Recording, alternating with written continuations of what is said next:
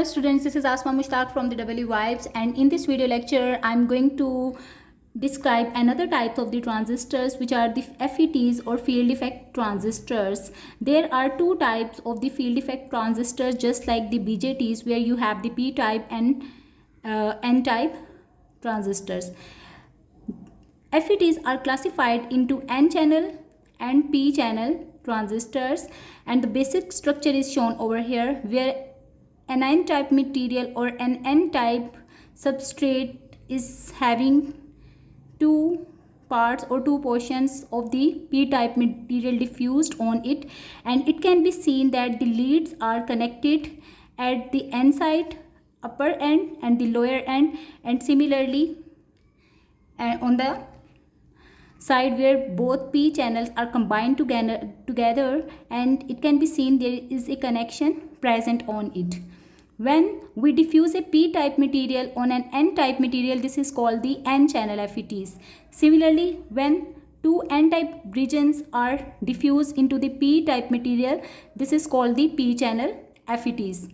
Another thing that you can see, there are three terminals that are present or connected via leads, and they are named as the drain. The top end is named as the drain. The bottom end is named as the source terminal, while this terminal which is actually combined together and connected via lead is named as the gate terminal. So gate, drain and source are the three terminals of the FETs. Either it's an N channel or a P channel FET. Fine.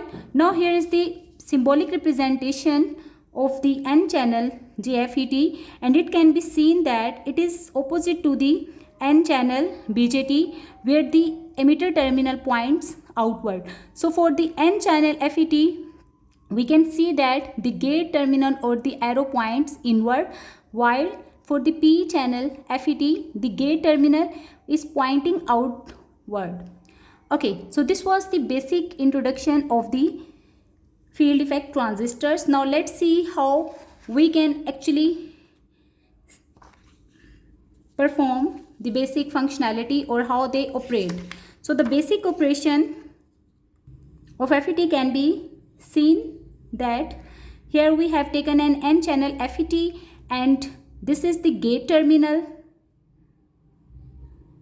Let me mark it with the G. This is the source. Let's represent it with the S, and similarly the top N terminal is represented as the drain terminal. All right. Here it can be seen that the gate to source voltages are named as the VGS, and the gate to source region is actually reverse biased, since the negative terminal of the battery is connected with the positive P side. Similarly, N is connected with the positive terminal of the battery, and here it can be seen that the drain to source is connected with the VDD supply via RD resistance, which is the drain resistance, and it will basically control the flow of the drain current. Now, as it can be seen that the gate to source region is reverse biased, so obviously there will be a potential barrier across the P and N region because of the presence of this biasing. Fine. And this VDD battery will actually enforce certain amount of the current that will flow from the drain to source. Hence, we can see or we can draw the equivalent circuit where this is an N channel FET, and we are going to analyze its basic operation.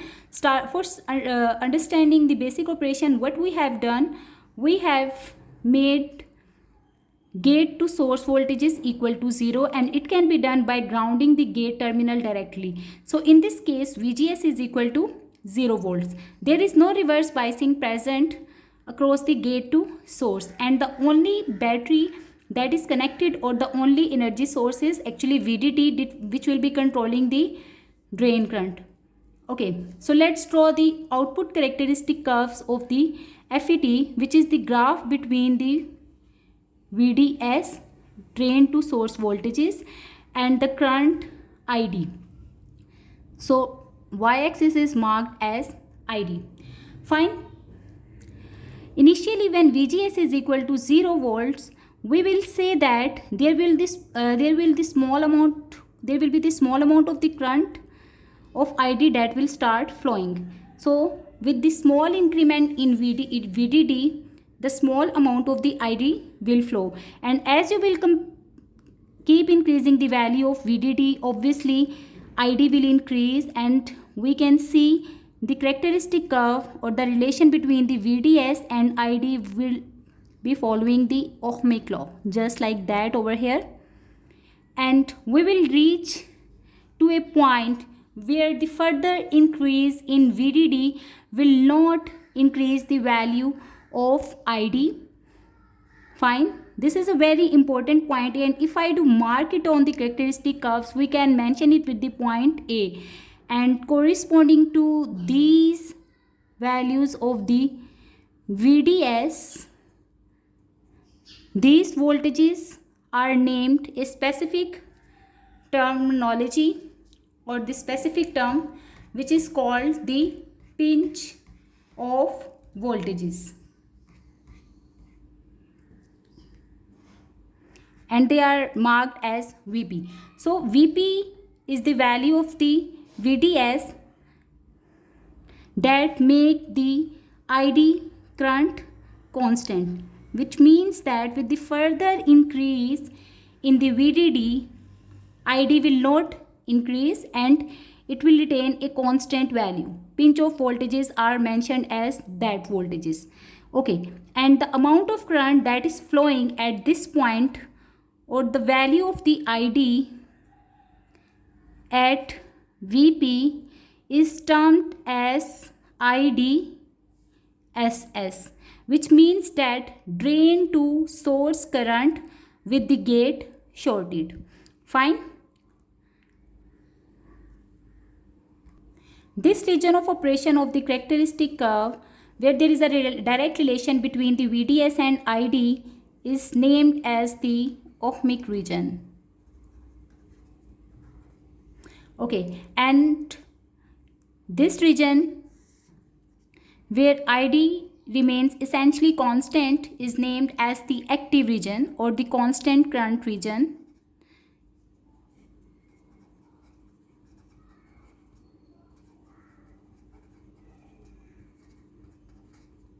Now, there comes a point when you will increase the VDD to certain extent, and obviously there will an abrupt amount of the current that will flow in this circuitry. This will show the behavior something like that, and the value of VDS, let's mark this point as the point B, is that voltages which are called the breakdown voltages.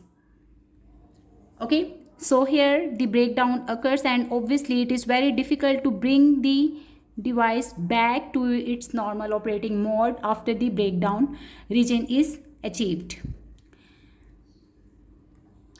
Okay, now let's see how we can draw the output characteristic curves and the transfer characteristic curves for the field effect transistor. If you look at the circuit diagram or the basic circuit operation, where the gate to source region is actually reverse biased by this VGS, and drain to source voltages are actually positive and which are marked as the VDS. What happens initially when VGS is equal to 0 volt?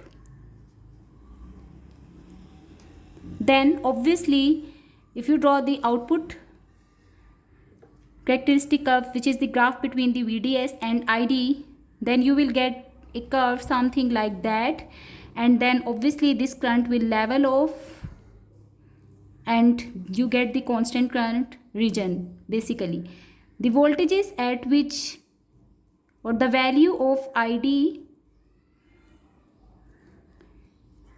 the value of the VDS for which ID becomes essentially constant when VGS is equal to 0 volt are termed as the pinch of voltages, and this is for the value when VGS is equal to 0 volt. This is necessary to understand when VGS is equal to 0 volt. Obviously then you are going to get this type of the characteristic curve. Now what happens when you make VGS is equal to -1 volt now? So let's start increasing the value of the VGS and see how it controls the drain to source current. Since this VGS is actually reverse biasing the PN region, so obviously there will be a depletion region created like that, and the current or the electrons that are flowing through this N channel will have a narrow path for the conduction, and in this way the value of the ID will be reduced for the value of VGS is equal to -1. So you will get the characteristic curve something like that. Now the maximum drain current will be reduced, and this is corresponding to VGS is equal to -1 volt. Okay. Now with the further reverse biased region for gate to source voltages, or in other words when VGS is more negative, let's assume that it is -2 volts now, you will get the more reduced amount of the drain current, and in this way the characteristic curves or the output characteristic curves for the FETs are obtained. Now what is happening with more negative values of the VGS, you are getting the more reduced amount of the drain current as well as the value of the pinch off voltages. So you can see that with the increase in the value of the VGS, or when VGS becomes more negative, the value of the VP is actually reducing.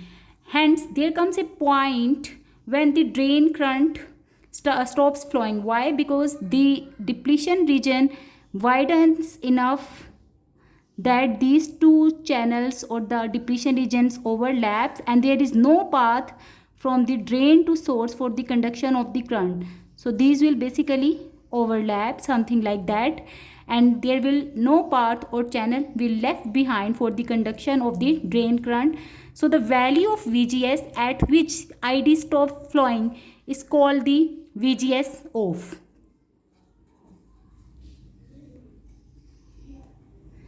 VGS off are those voltages where ID becomes 0 because of the absence of the channel, and it happens when these two reverse biased PN junctions or the depletion regions actually overlap and no channel or the path is left behind for the conduction.